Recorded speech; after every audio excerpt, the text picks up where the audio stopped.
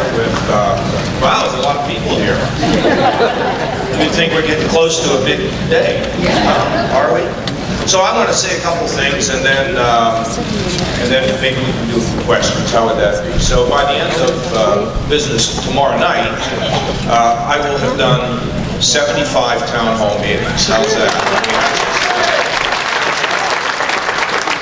So John McCain, if you're watching, catching you, and we're just going to keep plugging. It's great to be here, and for all of you in this state, I think I've been described as somebody who doesn't do much pandering, and I might as well just tell it like it is. But I wanted to say to you that this process of New Hampshire is fantastic, and the process of the town halls is just great. And regardless of how I do here, I believe that this first in the nation primary, where people, they really don't care if you're rich or famous, or it doesn't matter. They want to look at you, they want to poke you, maybe take a little smell once in a while, size you up, and try to figure out whether you've got the right stuff to be President of the United States. And I tell you, I think it's a great process, and the country needs to understand that this recommendation that comes out of New Hampshire is really one that you've all thought carefully about. Just a couple things before I take questions. You know, I'm very positive about the future of our country. I mean, I don't spend much time looking in the rearview mirror. I don't know whether you know or not. I'm sure there's reason to celebrate. But Barack Obama is only going to be president for a few more months.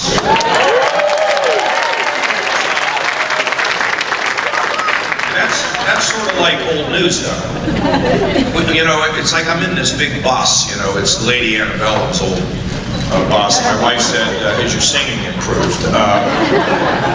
But you know, when you're in that bus, I'm talking to the bus driver, Brad, about how he drives it. I said, "Do you spend much time looking at the rear view mirrors?" He said, "No, you know, I don't. Because if I want to drive this bus effectively, I don't look what's behind us. I look through the front windshield at that car." And he says, "You see that red car climbing up that hill? That's where I keep my eyes." And that's exactly where I keep my eyes. I keep it on the future. So, do we have serious problems? Yeah, we do. Are they solvable? There's no doubt they're solvable. And I actually feel as though they're easier to solve these problems when you're sort of positive about the ability to get it done than when you're moping about where we are. Now, why might I feel that way? What is it that I've seen that causes me to be optimistic about the future? Well, in 1982, I was the only Republican in America to defeat an incumbent Democrat, and I ran in 1982 in a very down time. I think we lost like 26 seats in the United States House of Representatives, and Reagan lost his working majority. But in 1982, I was elected running on the Reagan agenda. Now, Ronald Reagan came in the election of 1980, and you know, you remember his famous line, "It's morning in America." It was morning in America, and I was there and worked with Ronald Reagan to see this country reach new heights, new strengths, new optimism. It didn't happen overnight, but it happened. And America's confidence, America's spirit, and America's strength was restored because of Ronald Reagan. And I was there to see it. I was there when Ronald Reagan was able to sit down with Tip O'Neill and be able to strengthen our Social Security program. Oh yeah, I mean, everybody says, well, they were great friends. They weren't great friends. They were a couple Irishmen like to have a drink. Nothing unusual about that. But they decided that they were Americans before they were anything else. And that program was in so much trouble. Well, they didn't fix it forever, because we're going to have to fix it again. But they worked together to get it done. You know, I went to the Soviet Union as a member of the Defense Committee. I believe it was in might have been early 1989. I met these Russian generals. I can actually remember going down into a missile silo where the missile would have been aimed at us. And I remember jogging into Red Square and having a couple agents, and I don't know who they were, with trench coats trying to keep up with me as I ran into Red Square. And then I remember when we were in Berlin, and I remember getting off the bus and having these soldiers in East Berlin scream at me. It kind of scared me. They said, "Get back on the bus." But you see, I also remember when the Berlin Wall came tumbling down. Who would have ever dreamt it? And we better think about it today. What an accomplishment to have seen people all over the world set free. And then it wasn't much after that I saw us engage in the troubles in Central America. And I saw things improve. And it wasn't long after that I saw a coalition of Arabs and Westerners get together to shove Saddam Hussein out of Kuwait. I was there. I was in Kuwait right after it happened. I was there when the oil fields were on fire. And what a successful effort it was for the world itself to achieve success. And of course, I was there in '97 because I was the chief architect of the last time we balanced the budget when people said it couldn't be done, and we paid down $500 billion of the national debt, and we were just rolling in this country with the creation of jobs and progress and happiness.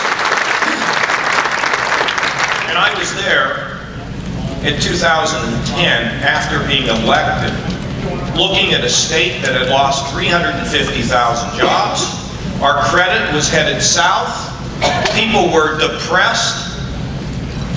And we were running a 20% lower cut in potential shortfall in our operating budget in Ohio. They said, well, it couldn't be fixed. I went to New York, I met with the rating agencies. You can't fix Ohio. I said, you just watch what happens in Ohio, because we're a sleeping giant. So we've gone from $8 billion in the hole to $2 billion in the black. Our credit is rock solid. Our pensions are secure. And yesterday I found out that since I've been governor of Ohio, the state of Ohio, the private sector has created over 400,000 jobs.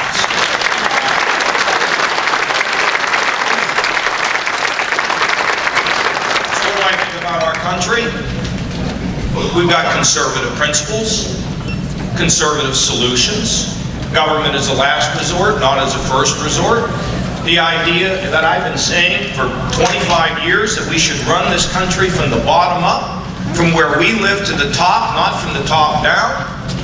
And I do believe that we can send welfare back to the states. And I do believe that we can bundle up the education programs and empower states and locals and school boards to be able to fix our education programs at the local level. I do believe that we can have better infrastructure if we move the transportation programs out of Washington back here. I do believe we can have better health care when we ship Medicaid back to the states and let the legislators figure out a more creative and innovative way to deliver services to the poor and the disabled. And I do believe we can train our workers better if we bring the power back here. And I do believe with tax cuts we empower you and we begin to continue to drive America from the bottom up.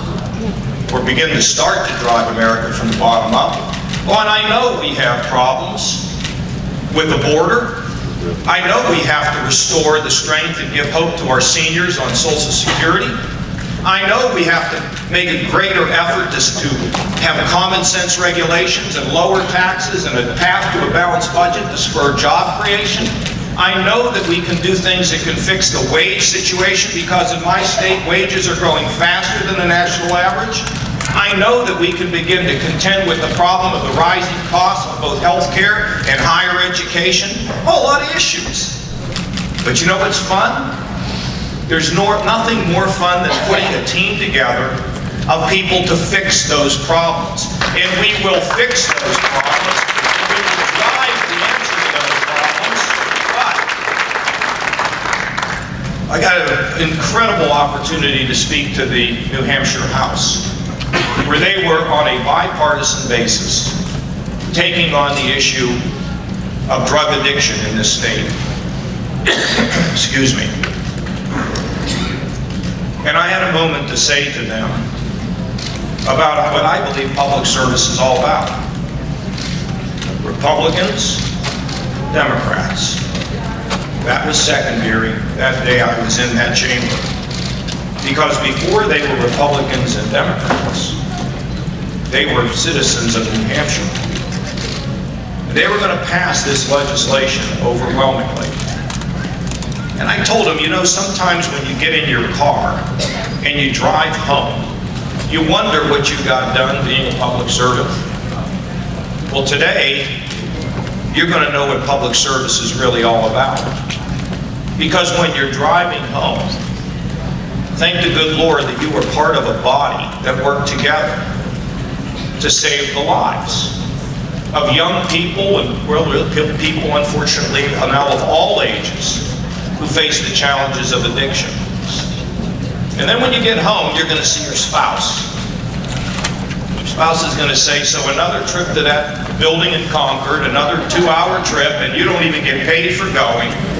What did you do today? I made a difference today. I saved a life today. I created a legacy for our family because we were part of the solution to the problem of drug addiction in New Hampshire. You see, folks, we win the majority, we win the White House. We get to call the tune. We get to push our ideas. But we're not going to demonize the other side because we need them. We're not going to get most of them. We're certainly not going to get all of them. But we're going to fix these problems. Because if I'm President of the United States, I'm going to convince them the reason they make that trek to Washington is not to engage in warfare, but to engage in solutions. And all of these things that we see out there that are challenges, rebuilding the military, reforming the Pentagon, assuming our proper place in the world, you understand this is all doable. The only thing that gets in the way is human ego, partisanship, and thinking about ourselves. You see, what Reagan was able to do, be able to get everybody to lift their game a little bit higher to serve the United States of America. One thing I don't like about this campaigning business is you got to talk too much about yourself. A lot of people that know me would say, John, that's never been your problem. But you know, as I've matured, my skills come from the Lord. And maybe He gave me one skill that was unique. The ability to get people to do what they know they should do, but oftentimes don't want to do. And maybe the ability to somehow pull people together is part of a movement to make our country better. Somebody asked me today, a little Toastmasters club, it was so sweet. I walked in the door and they go, hey, you know how to speak, don't you? I said, well, I don't know sometimes. So why did you go into politics? To change the world. To change the world. You know, that's not a campaign talk, because I believe all of us are capable in one way or another of changing the world. Part of a great mosaic where together we bring healing. That's what we're here for, to make this world a little better place. It's been great to be in New Hampshire, and I ain't leaving for quite a long time. So, thank you all very much.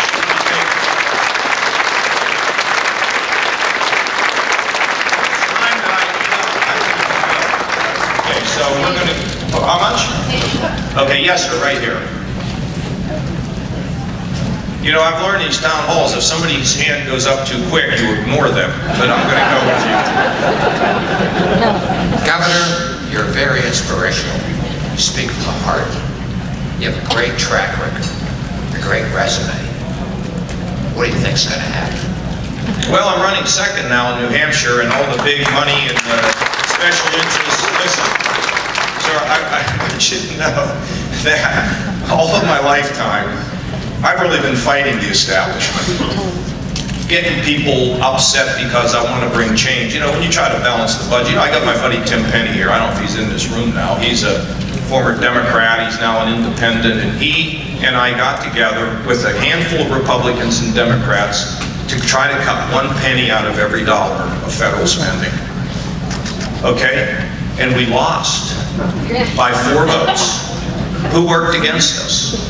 Republicans and Democrats. And Hillary Clinton, by the way, was up there lobbying against it. And they all say, you know, well, John, how could you do against Hillary? I mean, come on. She's a plumber. You can see that she's a fragile candidate. I mean, the generals, I'm going to have a ball. And I'll be back here, by the way, because we got to win New Hampshire in the general. But Tim, you know who stopped us? Republican appropriator that told the guy sitting next to you, if you vote for the Penny Kasich plan to cut a penny out of every dollar, I'm going to kill the dam project in your district. You want special funding for something at home? I'm going to kill it. So they won the battle. But in 1997, they lost the war because we beat down the establishment, we balanced the budget, we cut the capital gains tax, and we provided a pay down over time of $500 billion of the national debt. You see, what happens in Washington is everybody's got their own little thing. It's in every state house. Why do you think that the mentally ill and the drug addicted get ignored? Now that the drug addicted now are paying attention to, because right in our neighborhoods, and you're demanding action. But why do you think for so long the mentally ill or the developmentally disabled have been ignored? Because they don't have a loud voice. And who gets the loud voice? All the special interests and the big money. I'm going to pull them down. But I'm going to beat them when it's appropriate for all of us. You know, I found hammers and screwdrivers in the Pentagon that cost tens of thousands of dollars. It was a total ripoff. And so I fought to change it. How do you think the defense contractors felt about that? But you know, it doesn't matter, does it? And sometimes you're like Sisyphus. You know, for the young, you know who Sisyphus is? He's a guy that pushes, you remember this, you push a rock up the hill, and as soon as you get it almost to the top, then it comes back down again. You can't be Sisyphus. You got to push it to the top of the hill and get it all the way up there. And it can be done. So, sir, a lot of special interests now, they're getting nervous about me. You know, he's doing well in New Hampshire. My God, we don't have to put up with him again. It's sort of like it was with Teddy Roosevelt. You know, they made him governor of New York because they wanted to get rid of him. Then they sent him to be vice president because they couldn't stand him. And then after McKinley got killed, he was president of the United States and he flipped everything upside down. That's what we're going to do. But we'll see. I work as hard as I can, and then at that point, it's in your hands, but more important, it's in the hands of the big guy. And you know, I got to tell you something that's so cool. On my bus the other day, my bus, the bus we're riding in, the reporter comes on. He says, you know, we go on these other buses, and people's hair's on fire, and they're all uptight, and people shouting. But you go on this bus, it's like it's Zen.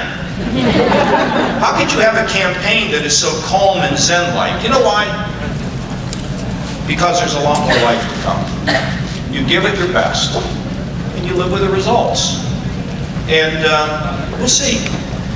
So, you know, in the old spirit of what you have to say, in New Hampshire, you have to ask for the vote. Please vote for me! Yes, sir, right here.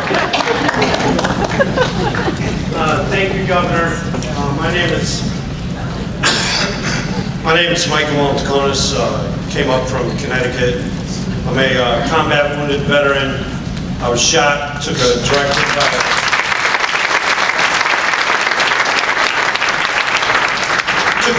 hit from a suicide bomber 3 years ago. I actually was in a coma for 2 weeks, died twice. My wife was pregnant at the time. Second of all, I just wanted to say thank you to every other veteran that is here today.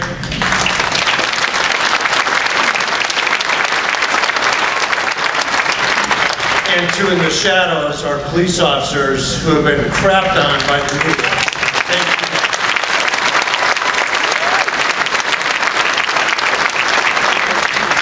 I don't want to sit here and waste time. People have important questions and stuff like that, and I have a gazillion questions as well. The only question I have is, can I have a 2-minute private conversation? Yeah, right, yeah, of course. We have right back here with us Colonel Tom Moe. You might see him, make your way over to him. Colonel Moe spent 5 years in the Hanoi Hilton, being beaten for 5 years to an inch of his life. And he's here with us today.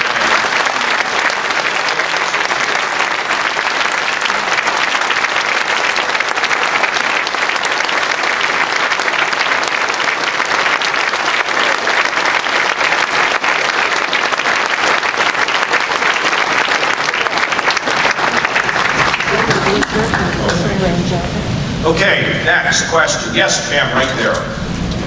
Yes, hello, good afternoon. I'm Patricia Mueller from Hampton Falls, New Hampshire. It's a good time to ask this question after this gentleman just raised that comment. Let me put my glasses on. Mr. Trump made a comment about Senator John McCain's war record. Quote, "He's not a war hero. He's a war hero because he was captured." I like people who weren't captured. Do you think a possible candidate for Commander-in-Chief of the United States should make a comment like that about a veteran who fought for our country? I ask this because, in my opinion, a man or woman who has fought for our country, our great country, captured or not, is a hero.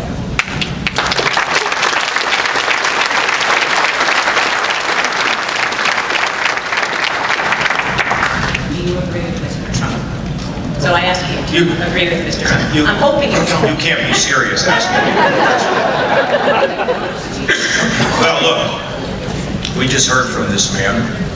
And my friend Tom Moe, and well, there's so many of these folks that, do you know what they do? Every year, Colonel Moe and I, he was beaten, he couldn't even get off the airplane when he came home. I appointed him the head of Veterans Affairs in Ohio. What I call it the arc of justice, from the Hanoi Hilton to the head of Veterans Affairs in Ohio. He's now left that position because he says his wife waited for him. Now he's got to serve his wife. And so it's unbelievable what he's been through. He and I would sit every year, and still do, with the families of people who have been lost serving in the military. You know what I tell them? One thing, because I can't really share directly in their grief, but I feel their grief, is because your loved one died in the service of others, the Lord promises they'll wear the biggest crowns in the world yet to come. And I believe that. And so our veterans, police officers, anybody who puts themselves in the line of duty, it's unbelievable, isn't it? So I tried to call John McCain today. Just called him out of the blue, and I'm going to get John McCain, who is in the cell next to Tom Moe, to talk sometime today. If I can track John down, he may be digging himself out of a snowstorm in Washington, D.C. But we need to honor them. And let me tell you this. You come back and you're a veteran, you get treatment wherever you need it. Period. End of story. No more of this.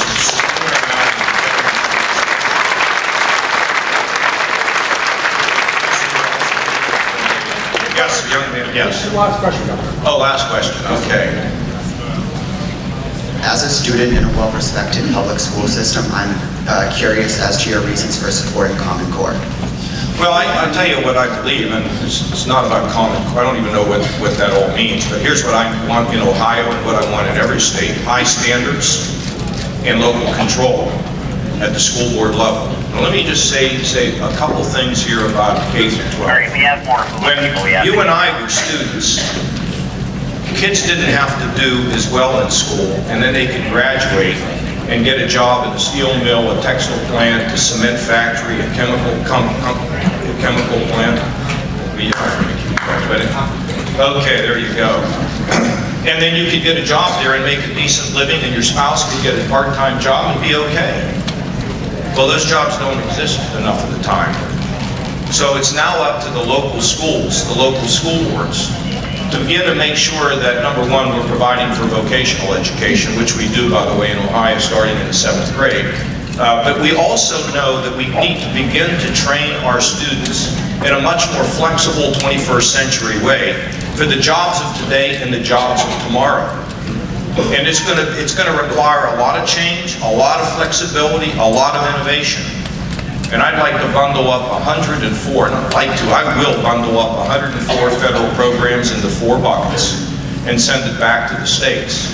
Because you see, it's not even the states that can necessarily drive what we need. It's the local school boards and the local communities.